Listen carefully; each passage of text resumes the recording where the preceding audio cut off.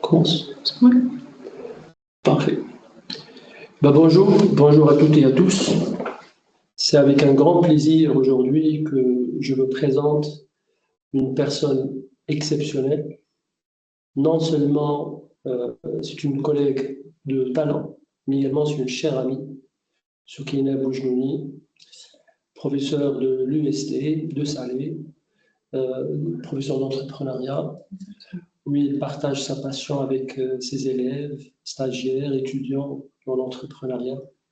Il est également membre et chargé de mission au sein du centre universitaire à l'université Mohamed V. Et également, il est formatrice, où il partage généreusement son savoir-faire à travers des formations, des ateliers. Il est également un auteur prolifique avec plusieurs articles de recherche, notamment dans le développement académique, l'innovation, également l'entrepreneuriat. Grosso modo, c'est une force motrice au sein de l'univers académique, également entrepreneurial, que pour nous, bien sûr, ça serait un agréable moment de vous recevoir parmi nous et de vous écouter pour partager votre expérience également, ce que vous avez comme bagage arsenal d'entrepreneur. Merci beaucoup. Merci beaucoup. Bonjour à toutes et à tous. Je suis très honorée de prendre part aujourd'hui à ce webinaire aussi captivant que stratégique, avec un thème sur l'entrepreneuriat dans un monde incertain, tiré parti de l'instabilité pour innover. Je tiens à remercier chaleureusement cher collègue professeur Al-Arabi de m'avoir associé aujourd'hui à ce webinaire et aussi remercier la Business School de m'avoir aussi invité dans vos locaux. Donc, je suis encore ravie que ce moment-là soit un moment de partage collectif et surtout collaboratif. Merci beaucoup. Merci, professeur. Merci également pour les gens qui participent aujourd'hui. Professeur, entrant directement dans le sujet, on parle souvent de l'incertitude comme un frein et une menace dans le monde financier des affaires. Et pourtant, dans le monde d'entrepreneuriat, cette même incertitude peut se transformer en une opportunité pour l'entrepreneur. Et donc, commençons par une première question. En quoi, bien sûr, cette même incertitude peut-il présenter comme une opportunité chez l'entrepreneur? Très bien. Alors, je crois que l'incertitude, bien qu'il puisse apparaître et sembler comme déstabilisante, il est en réalité une opportunité unique pour les entrepreneurs. Pourquoi? Parce que normalement, il crée les changements dans les besoins, dans les attentes de consommateurs, ce qui ouvre la voie automatiquement à de nouveaux marchés, de nouvelles solutions, aussi à de nouvelles problématiques. Donc, les entrepreneurs qui sont confrontés à l'incertitude, ils sont souvent amenés à repenser leur modèle d'affaires et revoir leurs produits et leurs services. Donc, ils sont poussés à sortir du box et surtout à être agiles et à répondre et apprendre rapidement. Donc, je crois que l'incertitude, c'est un défi à surmonter. Et quand l'entrepreneur il va surmonter ce défi-là, il va apprendre à devenir plus résilient dans le marché, bien sûr, et à naviguer dans un environnement imprévisible avec l'apprentissage de plusieurs compétences, bien sûr, dans un monde en constante évolution. Donc, pour moi, je crois que l'incertitude, s'il est bien géré, il ne représente pas une menace, mais beaucoup plus, c'est une opportunité d'affaires. Pour les jeunes qui ne la voient pas comme obstacle, comme frein, comme défi, et surtout pour pouvoir explorer de nouveaux horizons. Parfait, professeur. Merci beaucoup pour votre réponse. Justement, pour un peu, si vous voulez pousser la réflexion, vraiment, votre réponse s'aligne parfaitement avec une théorie dans l'entrepreneuriat d'effectuation de Sarah Sarvasti, qui met en lumière que les entrepreneurs, des fois, ne commencent pas toujours avec un objectif précis, mais au fur et à mesure, et selon bien sûr la disponibilité des ressources, ils commencent à définir leurs propres objectifs. Est-ce que ça, c'est correct? Est-ce qu'on peut dire Exactement. On parle actuellement de l'effectuation. L'effectuation, c'est quoi? C'est le fait de commencer par tout ce que vous connaissez faire. Ouais. Au lieu de chercher, par exemple, des compétences, je vous donne un petit exemple. Chez moi, à l'école, j'ai beaucoup d'étudiants qui sont en option informatique ou bien en option management ou autre, mais ils ont des compétences, par exemple, dans tout ce qui est digital, certaines compétences. Donc, ils se sont lancés vers des créations par compétences. Ouais. C'est ce qu'on appelle normalement l'effectuation. Commencez par toute activité que vous connaissez en capitalisant sur les compétences et les connaissances. Parfait, c'est un excellent exemple, la vérité. C'est-à-dire, au long de parcours, ils construisent leurs propres objectifs. Exactement, Ouais. exactement. Et quand on parle d'objectifs, on parle automatiquement au début de la création sur les méthodes, comment on essaie d'aider les étudiants, par exemple, à revoir leur entreprise. Il y a plusieurs façons. Il y a ce qu'on appelle le Lean Kanban. Le Lean Kanban, c'est quoi? C'est un modèle par itération. Qui dit itération, ça veut dire vous allez partir voir dans le marché toutes les problématiques et revenir pour modifier votre business model et revenir encore au marché pour tester. Et voilà, il y a un grand apprentissage derrière. Parfait. Alors, je reviens à ce point-là après, durant la discussion. Mais maintenant que nous voyons, si vous voulez, l'incertitude sous un angle positif, alors comment cette même incertitude peut catalyser un processus fondamental dans l'entrepreneuriat qui est de l'innovation. Alors comment cette incertitude peut devenir, si vous voulez, un moteur de l'innovation? Alors, c'est une question très intéressante dans le sens où lorsqu'un environnement est instable, automatiquement les règles du jeu changent. Et qui dit les règles du jeu changent, les entrepreneurs ils doivent sortir absolument de leur zone de confort. Ouais. Qui dit zone de confort, automatiquement, c'est trouver, imaginer des solutions nouvelles, être créatif pour répondre à des problématiques. C'est très bien que le comportement du consommateur change, le mode aussi de consommation change. Et qui parlait il y a 4 ans de télétravail? Il y a les crises économiques, sanitaires, etc. Certaines méthodes de travail qui n'étaient pas prioritaires auparavant.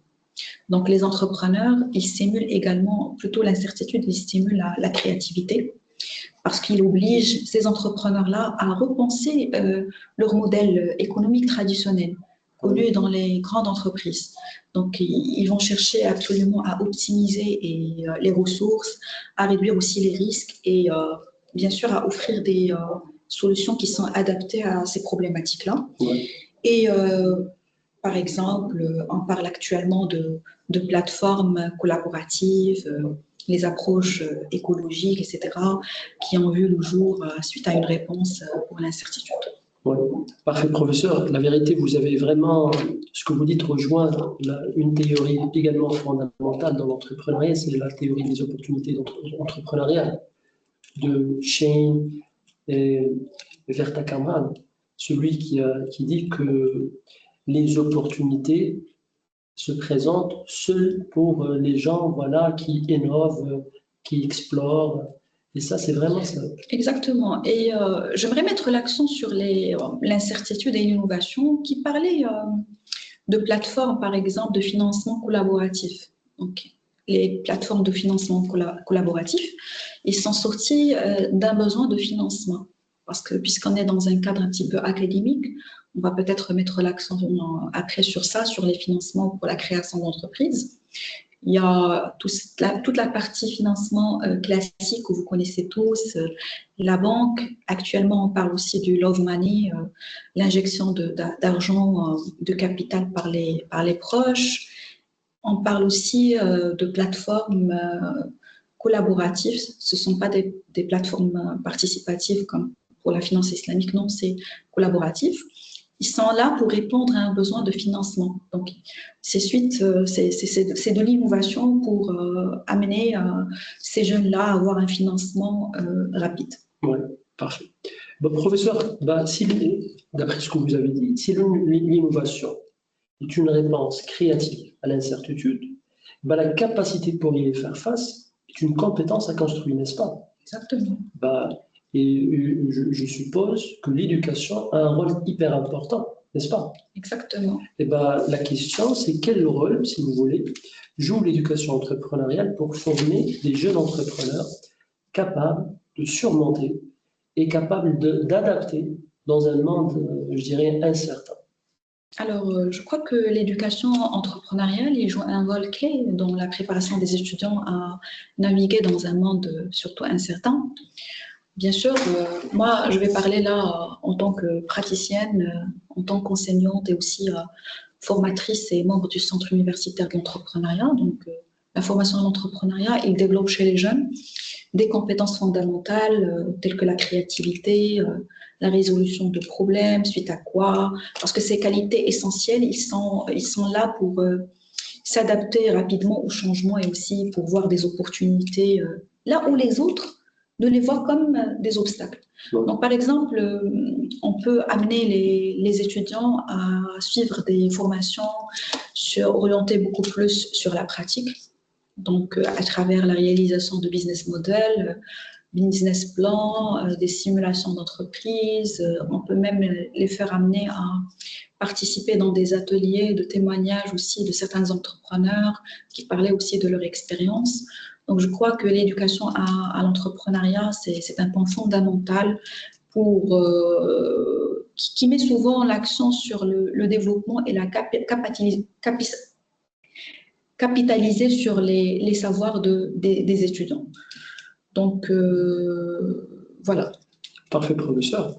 Est-ce qu'on peut dire que c'est plutôt plus ou moins se rapproche à l'idée de la destruction créatrice de chanteurs, n'est-ce pas? C'est-à-dire le fait de chercher les moments instables pour, et de faire sortir pour faire émerger un modèle qui va déstabiliser le modèle traditionnel, c'est ça?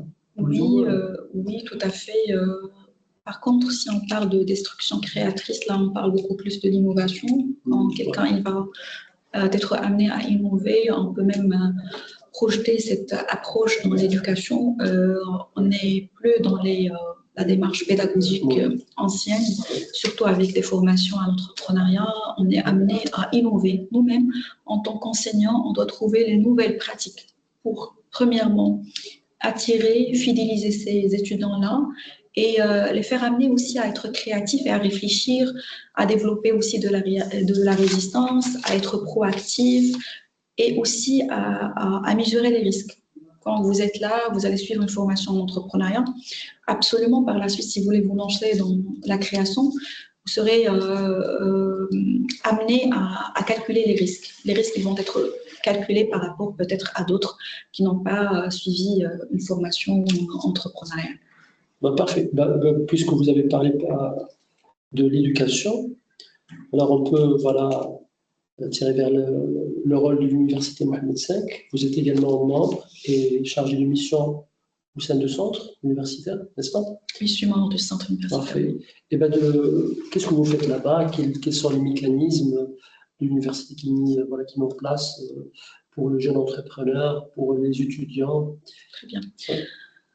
Alors, l'Université Mohamed V de Rabat, notre chère université, n'est pas seulement un lieu d'apprentissage, mais beaucoup plus, c'est un laboratoire d'innovation et d'entrepreneuriat.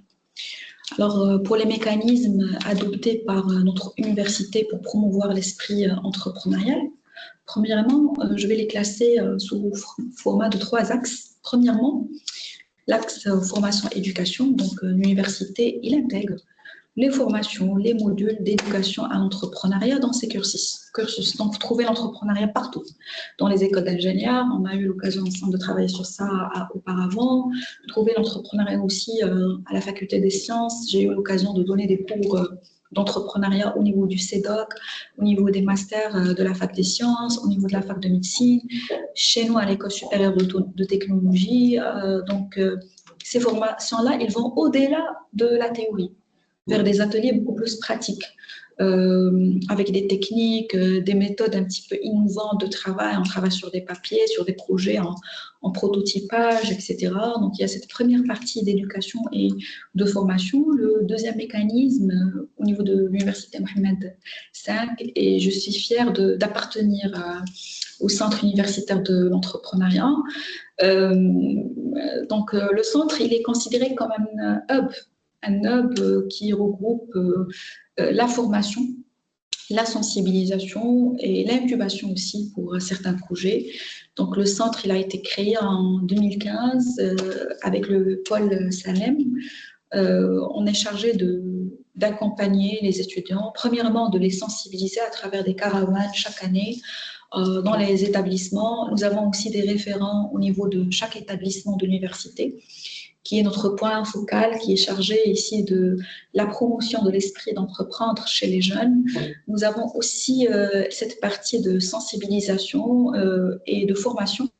Donc, nous avons des formations étalées sur toute l'année et gratuitement. C'est la gratuité qui prime ici et c'est pour tout le monde, pour tous les étudiants de l'université. Ils peuvent venir profiter des formations. Ils ne sont pas obligés d'avoir une idée de projet au départ. Ils peuvent venir juste pour apprendre et peut-être développer l'idée après une année, après 2 ans ou plus.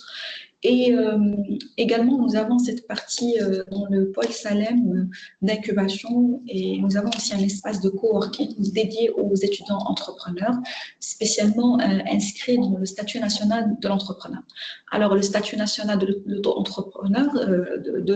l'étudiant entrepreneur, c'est le 3e mécanisme, c'est un statut qui permet aux étudiants d'accéder à un encadrement un petit peu personnalisé. Et ce statut, il offre des avantages comme une substitution, par exemple, d'un module de stage, bien de PFE. Vous pouvez le remplacer à travers le statut national de l'étudiant entrepreneur. Au lieu de partir faire votre stage dans une banque, dans un labo ou n'importe où, vous pouvez remplacer ça par le statut national de l'étudiant entrepreneur. Alors, ce statut, il est dédié aux étudiants en dernière année de formation. Ça veut dire les étudiants en dernière année, en 3e année licence, 2e année master, chez nous, 2e année DUT, et même pour les doctorants. Donc, et ça a permis vraiment à ces étudiants-là de bénéficier d'une formation accélérée sur 3-4 mois et aussi profiter de notre réseau de partenaires, puisque nous avons beaucoup de partenariats avec Dar Muqawil, plusieurs banques, plusieurs entreprises aussi. Donc, on fait appel chaque année à ces étudiants pour venir et participer dans le statut, avoir le certificat final signé par Monsieur le Président de l'université. Et bien sûr, je le dis toujours à mes étudiants, qui va faire la différence entre 2 étudiants qui vont avoir le même diplôme par la suite, c'est les compétences qu'ils vont développer en parallèle. Donc, en supposant qu'il y a 2 étudiants X et Y avec le même diplôme, mais X, il a plus de certificats, il participe beaucoup plus dans des compétitions, etc. Dernièrement, même, nous avons lancé chez nous à l'école le programme Innovation Camp Ijaz El Maghreb, dans le cadre de partenariat aussi avec le Centre universitaire de l'entrepreneuriat. C'est une compétition avec des partenaires chaque année qui va venir et lancer une problématique. Et les étudiants, un groupe de 10 étudiants, ils vont essayer de trouver la solution à cette problématique et être primés par la suite. C'était très sympa. Les étudiants, ils étaient vraiment dans l'esprit d'équipe et de collaboration et aussi d'innovation. Nous avons eu vraiment des projets très, très intéressants hier dans la compétition. Parfait, c'était ma question suivante. Dans la mesure où chaque étudiant, à travers son projet, il porte, je dirais, une contribution, une valeur ajoutée. Exactement. Mais certains projets parviennent à avoir plus d'impact que d'autres. Et donc, au fur et à mesure de votre expérience dans le centre, est-ce que vous avez rencontré des projets particulièrement plus intéressants, je dirais, que d'autres, qui ont un impact plus fort que d'autres? Alors, on va parler là chiffres et parler projets. Premièrement, quand on parle de projets créés dans le cadre du Centre universitaire de l'entrepreneuriat, nous sommes actuellement à 35 projets sous format de salle depuis la création en 2015. Nous avons presque chaque année entre 5 et 6 créations sous format de salle et puis beaucoup d'initiatives sous format d'auto-entrepreneurs. Nous avons presque une trentaine de créations sous format d'auto-entrepreneurs. Alors là, je vais parler des projets à impact et les projets en général. Donc, les projets, ils touchent l'ensemble des domaines. Mais spécialement, nous avons des projets écologiques, par exemple, des solutions pour les eaux usées. Nous avons aussi des projets liés aux bornes électriques. Nous avons aussi des projets sur tout ce qui est plateforme de soutien un petit peu psychologique, établis par des médecins qui sont de la faculté de médecine et de pharmacie de Rabat. Nous avons aussi des projets liés, c'est pluridisciplinaire, des projets par exemple liés à la blockchain, à l'informatique, etc. Donc, puisque vous avez ouvert cette parenthèse de projet, j'aimerais là parler aux étudiants qui me regardent en général. Pour parler de la création d'entreprises au Maroc, on doit absolument voir, avant de vous lancer, il faut réfléchir réglementation. Quelle est la réglementation derrière mon projet? Et qui dit réglementation par la suite, il dit le statut juridique. Quel statut juridique choisir pour pouvoir lancer ma création de façon légale? Et au Maroc, si je pars de statistiques, vers la fin de 2000, mai, je crois 2024, le nombre d'entreprises créées au Maroc s'est établi à plus de 40 000 entreprises. La part la plus prédominante, c'est la SARL AE.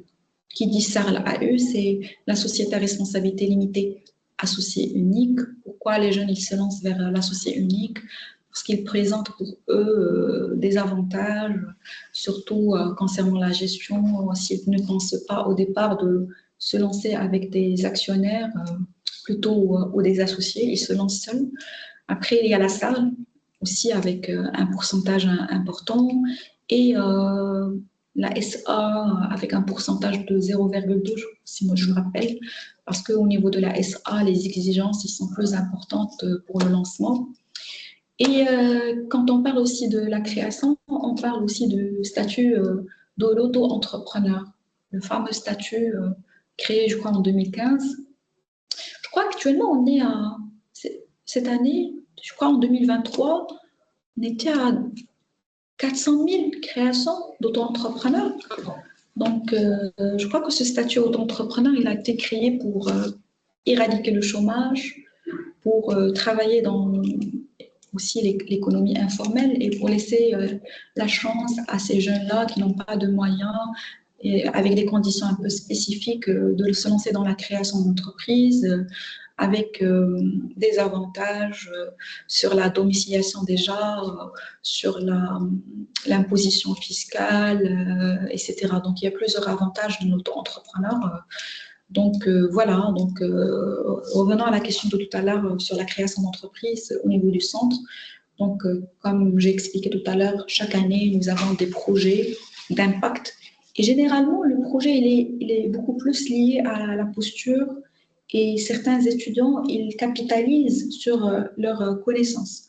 Par exemple, quand on parle de projets de bornes électriques, c'était créé par, je crois, un doctorant en génie électrique. Donc, il a capitalisé sur ça avec des brevets. Donc là, on fait appel aussi à la valorisation de brevets technologiques. On ne va pas faire des brevets et puis les laisser dans les archives. Non, on doit les valoriser et on ne peut pas valoriser les brevets qu'avec vraiment la création et l'entrepreneuriat. Et d'ailleurs, même pour les autres exemples, il y a aussi, je ne peux pas dévoiler les autres projets qui sont en cours, qui sont en train, qui ont dépassé la phase d'idéation, ils sont en prototypage, donc nous avons aussi des projets qui sont intéressants. Parfait. Notamment, vous avez parlé sur un point hyper important, c'est la réglementation du système juridique. Et également, vous avez parlé un point que vous faites au centre universitaire, c'est l'incubation-incubateur. Est-ce qu'il y a un suivi juridique, c'est-à-dire avec ces jeunes entrepreneurs, notamment dans le volet juridique? Exactement. Alors, comme j'ai expliqué tout à l'heure, au niveau du centre, nous avons beaucoup de partenaires et on fait appel à plusieurs experts. Et des fois, même avec ce qu'on appelle l'accompagnement personnalisé. Donc, vous allez venir, vous allez discuter votre problématique, votre idée. c'est le point de départ. Vous allez être suivi tout au long du processus d'idéation jusqu'à la réalisation de votre business model. Des fois, le centre, il aide ces entrepreneurs-là à avoir des subventions pour réaliser les prototypes. Et puis, on fait appel aussi à des experts juridiques qui vont venir animer des ateliers sur la création et aider ces jeunes-là à choisir la forme juridique la plus, je dirais, adéquate aux besoins. Parce que normalement, pour pouvoir choisir une forme juridique, il faut prendre en considération plusieurs paramètres. Par exemple, cette partie financière, cette partie aussi patrimoniale, les risques après, la protection juridique. Est-ce que vous voulez vous lancer avec quelqu'un? Si vous voulez créer une entreprise seule, absolument, vous allez choisir peut-être l'auto-entrepreneur parce que vous allez travailler seul. Vous allez peut-être choisir la salle AU. Si, par exemple, vous êtes deux ou plus, il faut absolument vous lancer dans un cadre juridique qui va vous donner cette possibilité de travailler ensemble. Donc, bien sûr, nous avons beaucoup de partenaires. On fait même appel à... Parce qu'on ne peut pas tout faire nous-mêmes.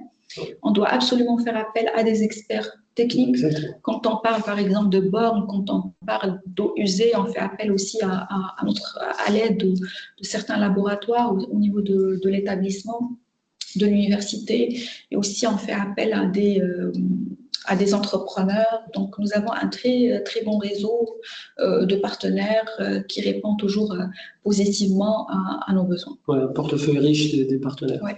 Également, puisque nous avons déjà partagé une expérience, nous ensemble, dans une école d'ingénierie ici au Maroc, moi, j'ai constaté à l'époque que les ingénieurs ont tendance à se lancer dans l'entrepreneuriat.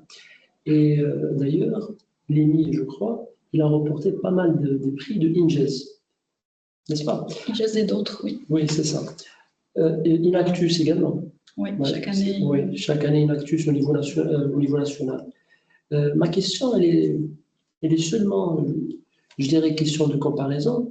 Où est nous par rapport à l'Égypte, la Tunisie, certainement au niveau de ce modèle jeune entrepreneur, étudiant entrepreneur?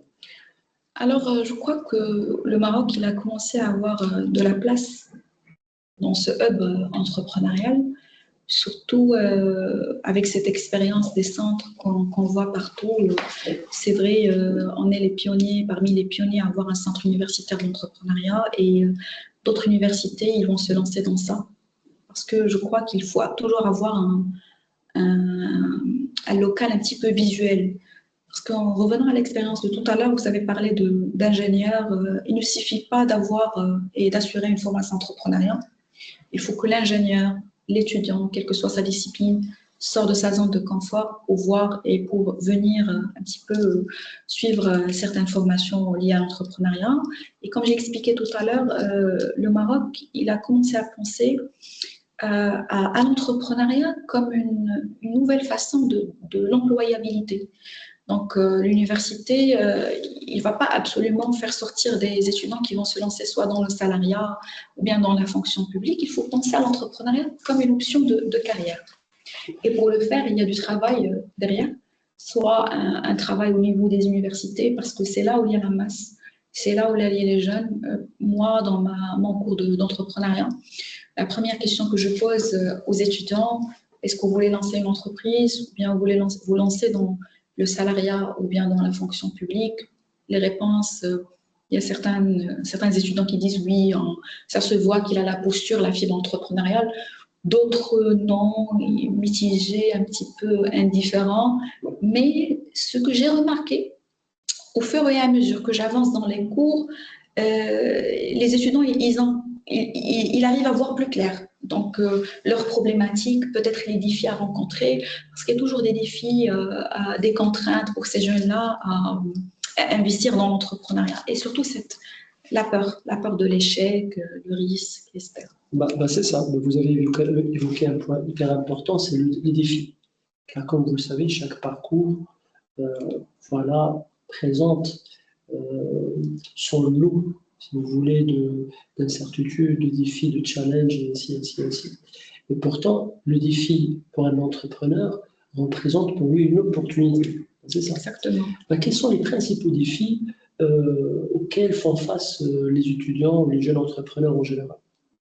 Alors, quand on parle de défis rencontrés par les jeunes entrepreneurs et surtout pour les étudiants entrepreneurs, premièrement, c'est l'équilibre entre l'étude et l'entrepreneuriat. Donc, trouver un équilibre entre les exigences académiques et le développement de leur projet peut être au départ difficile. Le manque de réseau, donc beaucoup d'étudiants, ils manquent de contacts, de réseautage dans le secteur cible. Également, comme j'ai évoqué tout à l'heure, la peur de l'échec.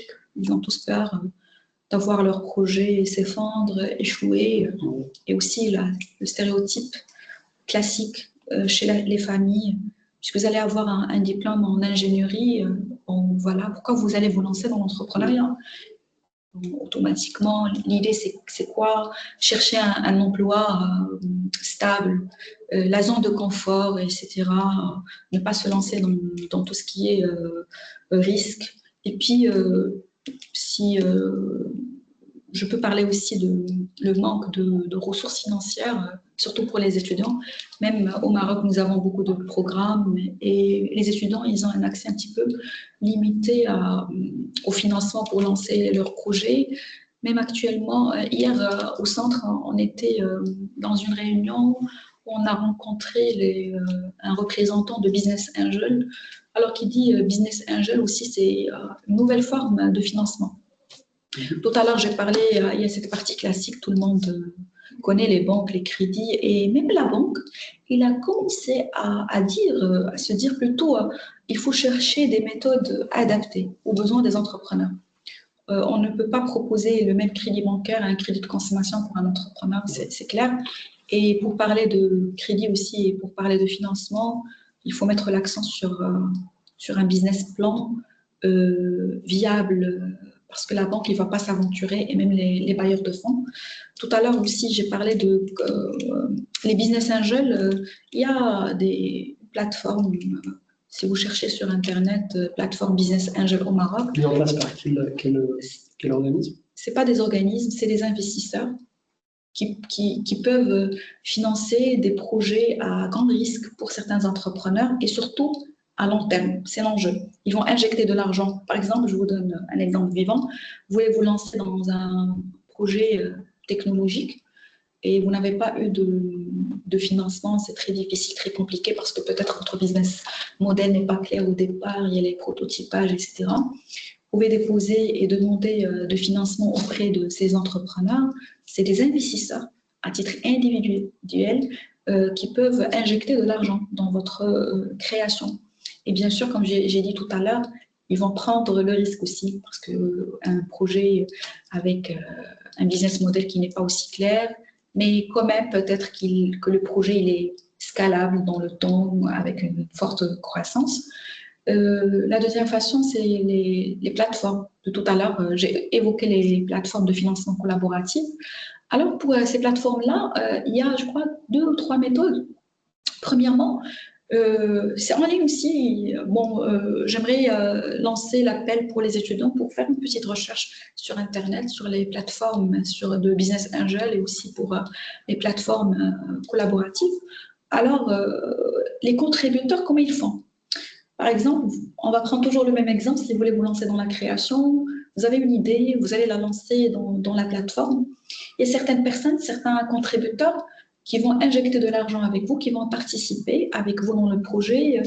Avec la contrepartie, c'est quoi? Elle est en nature, plus ou moins.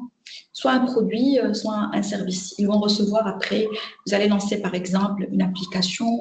La contrepartie pour ces contributeurs-là, c'est recevoir peut-être l'application gratuitement durant une durée. Il y a la deuxième partie, c'est les contributeurs qui vont participer avec vous dans le capital, mais l'objectif ici, c'est un objectif de long terme, ils vont devenir des associés. Donc je vais participer avec vous, mais pour avoir des parts. Il y a d'autres qui vont participer avec vous, mais sous format de dette. Ils vont vous donner de l'argent, injecter de l'argent, mais ils vont attendre après que vous allez les rembourser. Et je voulais laisser le premier exemple vers la fin. Pourquoi? Parce qu'il y a des contributeurs qui vont contribuer dans des projets plus ou moins qui ne vont pas s'attendre ni à un retour financier, ni à un retour en nature, mais beaucoup plus, ils vont investir avec des projets, avec impact, soit social, etc. Donc, pour les défis, il y a des défis et il faut toujours penser aux solutions. Et là, j'ai oublié de parler les obstacles aussi réglementaires. Mais pour moi, je considère qu'avec Covid, avec la pandémie, on a eu vraiment une grande opportunité de digitalisation.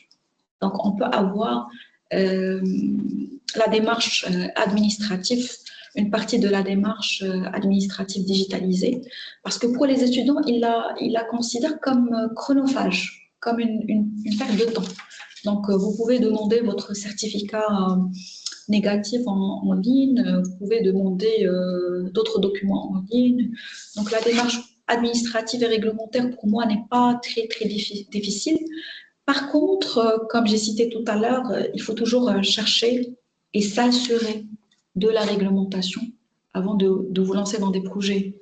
Par exemple, si vous avez pensé à des drones, si vous avez pensé à un projet qui nécessite une réglementation derrière, il faut partir chercher pour voir si vous allez creuser ou bien si vous allez faire demi-tour parce qu'il n'y a pas la structure légale pour lancer votre création. Parfait. Là, puisque vous avez également évoqué ce point-là, c'est-à-dire que vous encouragez les jeunes entrepreneurs à créer des nouveaux marchés au lieu de se battre, je crois, dans un marché un peu saturé, c'est ça? Exactement. Oui. Et donc, durant également votre parcours, vous avez rencontré, c'est-à-dire des jeunes entrepreneurs qui souhaitent faire leur business ou leur entreprise dans d'autres pays africains, c'est-à-dire faire des échanges avec l'Afrique sud-sud, oui. Ou plutôt toutes les idées, si vous voulez, ce sont des idées locales pour le marché marocain. Alors, pour votre question, comme vous le savez déjà, que notre université il accueille chaque année des étudiants africains qui suivent aussi des formations d'entrepreneuriat et j'ai eu pas mal d'étudiants, soit dans mes salles de cours, soit au niveau du centre universitaire de l'entrepreneuriat, qui étaient intéressés par la création d'entreprises dans leur pays. Donc, ils ont profité de l'écosystème marocain et qui dit entrepreneuriat dit écosystème, qui doit travailler aussi en synergie, la banque avec l'université, avec les entreprises. Donc, ces jeunes-là, ils ont profité de la formation entrepreneuriat, ils ont profité aussi des conseils au niveau du centre pour lancer des projets au niveau de leur établissement. Je me rappelle très très bien d'un projet d'un étudiant qui voulait lancer un parc zoologique, je crois, avec les spécificités dans son pays. Et j'étais très fière de lui. Il m'a toujours contacté. J'ai eu toujours des contacts avec lui pour me poser des questions parce que, comme vous le savez, notre contribution au niveau du centre universitaire d'entrepreneuriat est bénévole. Et là, peut-être, je vais relancer l'appel aussi pour les enseignants d'entrepreneuriat. Ils doivent être ouverts aux étudiants. Je sais que le travail est difficile avec notre charge horaire, nos engagements aussi professionnels, mais il faut être ouvert à avoir des idées de certains étudiants. Et écoutez-moi très très bien, il y a des idées qui émergent de certaines compétitions, certains hackathons. Hier, j'avais un étudiant chez moi en première année qui suit un cours d'organisation d'entreprise qui n'a rien à voir avec l'entrepreneuriat. Hier, elle a participé avec nous dans la compétition et vers la fin, il est venu me voir. Il m'a dit « Ah, madame, je ne savais pas que vous faites de l'entrepreneuriat. Moi, je veux me lancer dans un projet spécial. » Il m'a donné les détails.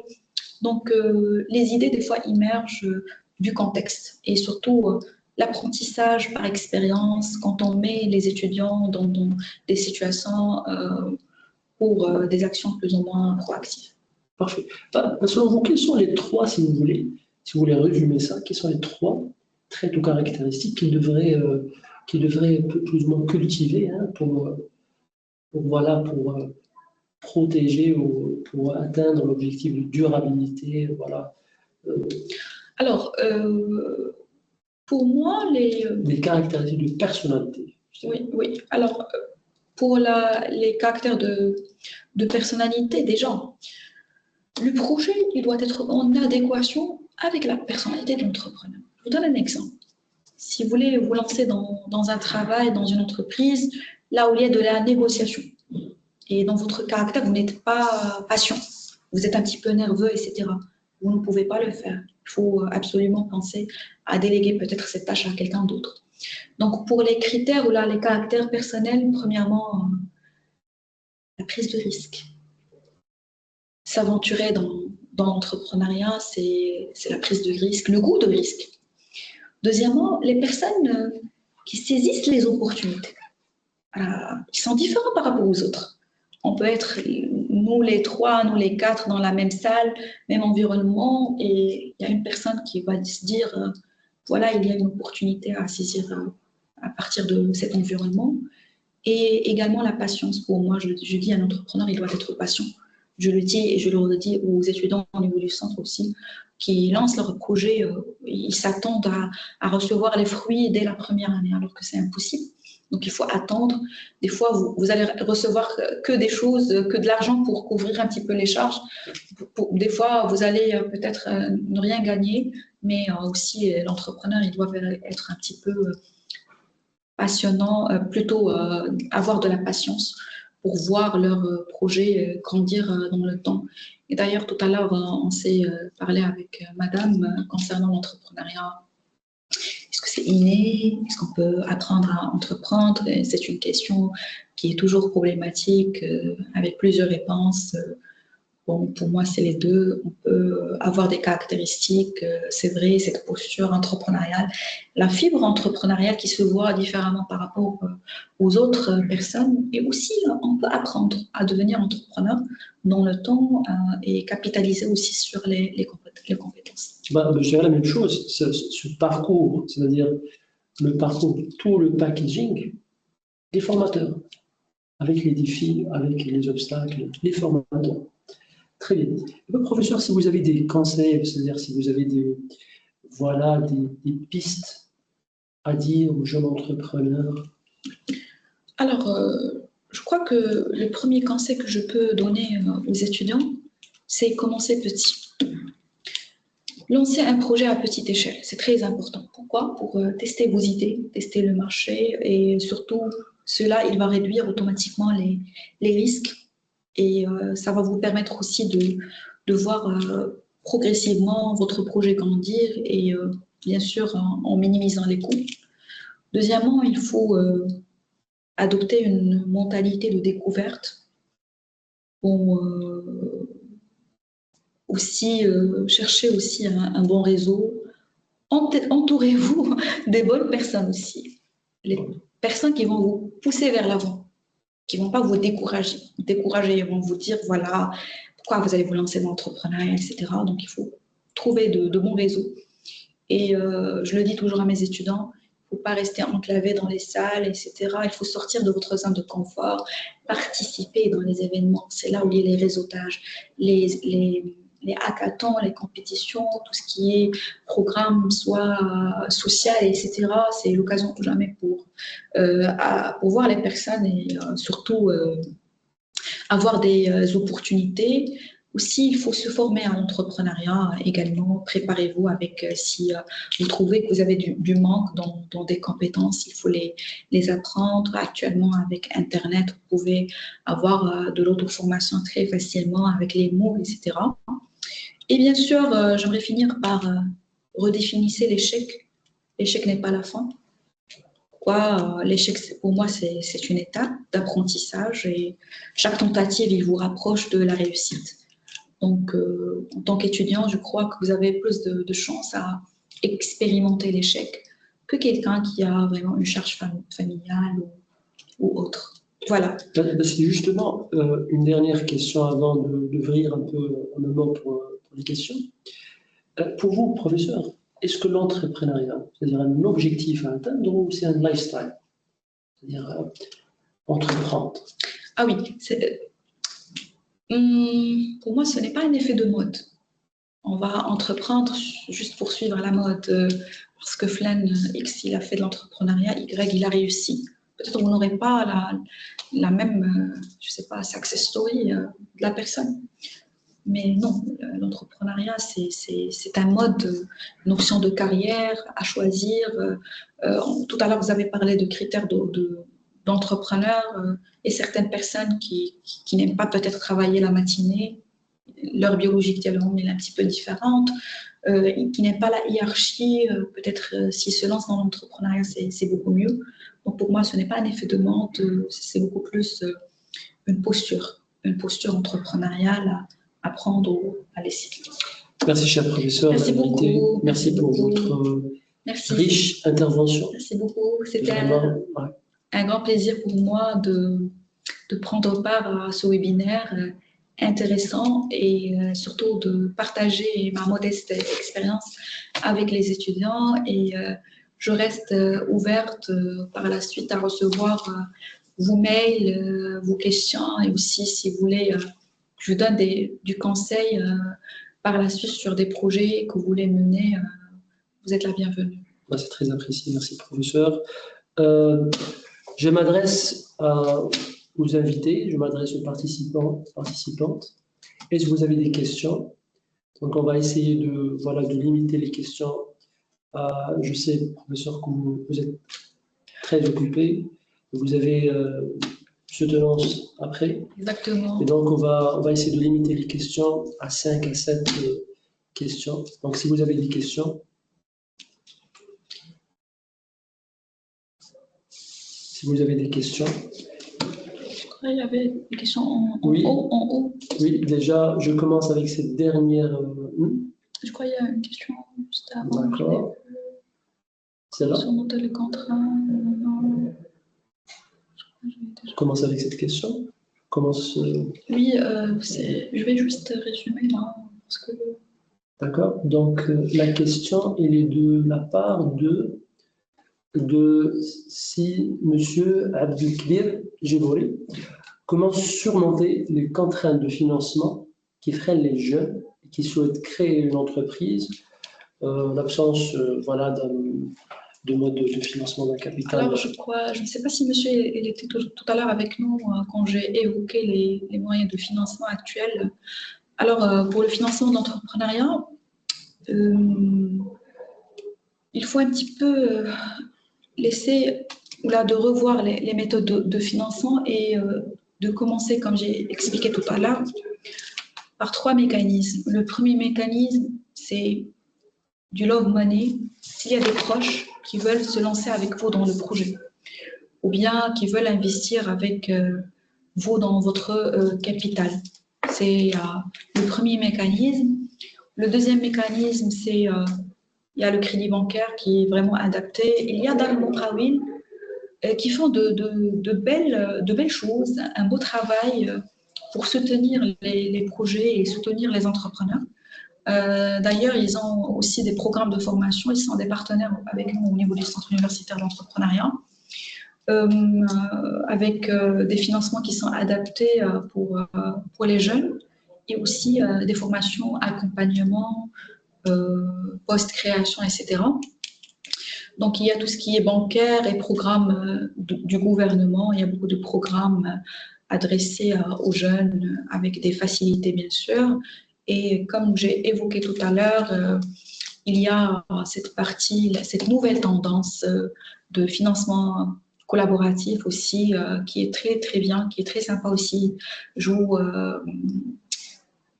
conseille, monsieur, de chercher sur Internet, je ne voulais pas les donner comme ça, vous pouvez les trouver sur Internet, les plateformes collaboratives et aussi, pourquoi pas, trouver les investisseurs aussi intéressés avec votre projet. D'accord. Je crois que je reformule la question. Donc la question, c'est tout simplement, il voulait vous dire, que direz-vous pour un étudiant qui se demande s'il doit atteindre jusqu'où il y a les bonnes conditions, les conditions stables, ou bien de se lancer dans l'incertitude, ou bien y a-t-il une forme de balance entre quel équilibre? Alors, Pour votre Et vous me question. corrigez, Monsieur Humaidi, si c'était pas ça la question. Alors, je crois qu'il faut profiter de l'incertitude parce que l'incertitude, il présente de belles opportunités que vous ne pouvez pas avoir après. Il ne suffit pas, vous n'êtes pas obligé de lancer votre boîte de grande taille, donc vous pouvez toujours lancer un projet à petite échelle, comme j'ai évoqué tout à l'heure, pour pouvoir tester vos idées, tester le marché, de voir si ça marche, si ça ne marche pas, et vous pouvez toujours modifier. C'est pour ça que j'ai parlé tout à l'heure du statut auto-entrepreneur. Pourquoi? Parce que ce statut-là, il va vous donner l'opportunité de commencer un petit peu à petite échelle, commencer petit, tester dans le marché. Si vous allez grandir dans le temps, vous pouvez toujours changer de votre statut, émigrer par exemple vers une salle AU ou bien une salle classique. Donc, même si vous êtes un étudiant, des fois, il ne faut pas attendre le temps parce que peut-être les problématiques actuelles en 2024, ils vont être résolues par quelqu'un d'autre. Après, ils vont être plus les mêmes, donc il faut profiter de l'instant. Pas de l'instant à la il y a beaucoup d'entrepreneurs qui vont penser à des projets. Et comme vous le savez, on ne peut pas protéger l'idée. L'idée n'est pas protégeable, on ne peut pas la protéger. Donc il faut être amené à lancer la création. Merci, professeur. Alors, Monsieur Aziz, il vous demande par rapport au débouché, c'est-à-dire, il vous demande est-ce qu'il y a une opportunité pour des lauréats, une fois qu'ils ont leur diplôme, d'avoir accès à la fonction publique ou au marché privé, c'est-à-dire salariat, au lieu de créer leur propre projet personnel. C'est-à-dire, est-ce que le diplôme de l'entrepreneuriat, il est valorisé dans le marché de l'emploi? C'est-à-dire, Alors, d'ailleurs, je voulais juste vous dire un truc. Moi, j'ai un master en entrepreneuriat. Et après, j'ai continué mes études pour avoir un diplôme, un doctorat en sciences de gestion. Vous savez, l'entrepreneuriat, c'est quoi d'ailleurs? C'est un domaine pluridisciplinaire qui englobe la finance, du marketing, la gestion, etc. Donc, je crois que vous allez être beaucoup plus valorisé par rapport à d'autres parce que vous êtes pluridisciplinaire. Vous pouvez travailler dans la finance, peut-être, vous pouvez travailler dans un domaine lié au marketing, vous pouvez travailler dans un domaine lié à la comptabilité. Donc, si jamais vous ne voulez pas vous lancer dans un projet actuellement, vous pouvez travailler dans une entreprise. Et là, j'évoque l'intra-entrepreneuriat. L'intra-entrepreneuriat, c'est la sortie des idées d'entreprise de votre emploi. Je donne un exemple. Vous travaillez dans une entreprise, vous avez constaté qu'il y a des problèmes avec le fournisseur. Donc, vous allez peut-être saisir l'opportunité pour créer une entreprise qui va fournir votre, je sais pas, votre propre patron, votre propre entreprise. Oui. Et des fois, et des fois, on remarque même qu'il y a des fonctionnaires, des salariés qui ont commencé dans le salariat, mais qui ont finalement, à cause de l'expérience avec les parties prenantes, fournisseurs, clients, finalement, ils ont décidé d'ouvrir leur propre projet. C'est ça. Alors, je vais vous donner une information concernant la loi marocaine. Vous pouvez, en étant fonctionnaire, en étant salarié, participer dans la création d'entreprise. Vous pouvez devenir associé, mais vous n'avez pas le droit de gérer l'entreprise. Donc, en étant par exemple salarié ou fonctionnaire, vous pouvez avoir des parts dans des sociétés. Il n'y a pas de problème. Et même l'exemple que vous avez évoqué tout à l'heure, il y a des fonctionnaires qui voulaient refaire leur vie peut-être et changer et sortir de l'ordinaire et créer des entreprises par la suite et c'est ça. Ouais. Une question de M. Berami. Y a-t-il des stratégies pour créer les entreprises? C'est-à-dire pour créer une entreprise, y a-t-il des stratégies? Je ne crois pas qu'il parle de statut juridique. Il parle, c'est-à-dire d'une stratégie. Alors, pour créer, si j'ai bien compris votre question, les méthodes pour pouvoir créer une entreprise. Alors, quelles sont les méthodes les plus adaptées, par exemple, chez nous dans les ateliers d'idéation? Il y a ce qu'on appelle la défectiologie. Cette méthode de défectiologie, c'est quoi? C'est une méthode qui va vous donner cette opportunité de prendre, par exemple, un produit ou bien un service et de citer l'ensemble des critiques pour ce produit-là, pour ce service-là, et puis proposer des solutions. Et quand on parle de stratégie aussi, on parle aussi de secteurs porteurs. Actuellement, au Maroc, les secteurs les plus porteurs, Ils sont beaucoup plus dans les technologies éducatives, dans la santé numérique, dans les solutions pour la durabilité et le climat. Et je pense que c'est un champ fertile pour pouvoir penser à des créations. Parfait. Une dernière question. Oui. Je crois que M. Mohamed El-Filali, je crois qu'il a déjà posé la question, on a déjà répondu à cette question, mais ça empêche de faire un petit résumé. Il voulait dire comment les entrepreneurs peuvent-ils adapter leur stratégie pour identifier et exploiter les opportunités dans un environnement incertain. Voilà, et les crises également dans l'incertainité, crise économique, sociale. Je vais répondre à la... Mademoiselle, il a parlé tout à l'heure du design thinking, oui, c'est ça. Voilà, il y a les méthodes de design thinking. L'effectuation et le design thinking. Oui, tout ce qui est design thinking, c'est une méthode déployée récemment, plus ou moins, dans l'approche entrepreneuriale pour favoriser et pour booster la créativité des entrepreneurs. Parce qu'on ne peut pas trouver des idées par terre. On doit soit répondre à un besoin dans le marché, soit à être passionné par une idée. Et l'idée même, il doit répondre à des critères. Il doit être réalisable, il doit être mesurable aussi, et bien sûr répondre à un besoin sur le marché. Et une bonne idée, Je vais finir par une phrase. Il faut se méfier des mauvaises, bonnes idées. Voilà. Donc, merci, professeur. Merci beaucoup. Merci pour votre vraiment riche intervention. Merci aux participants. Merci d'avoir assisté à cet webinaire, d'avoir posé vos questions. On vous remercie. Et comme j'ai expliqué tout à l'heure, je suis ouverte à toute question. Je peux donner par la suite mes coordonnées à l'école. Vous pouvez les avoir et on peut échanger par la suite tranquille. Merci beaucoup. Et merci. voilà. Bonne fin de journée. Merci. Merci, professeur. Merci.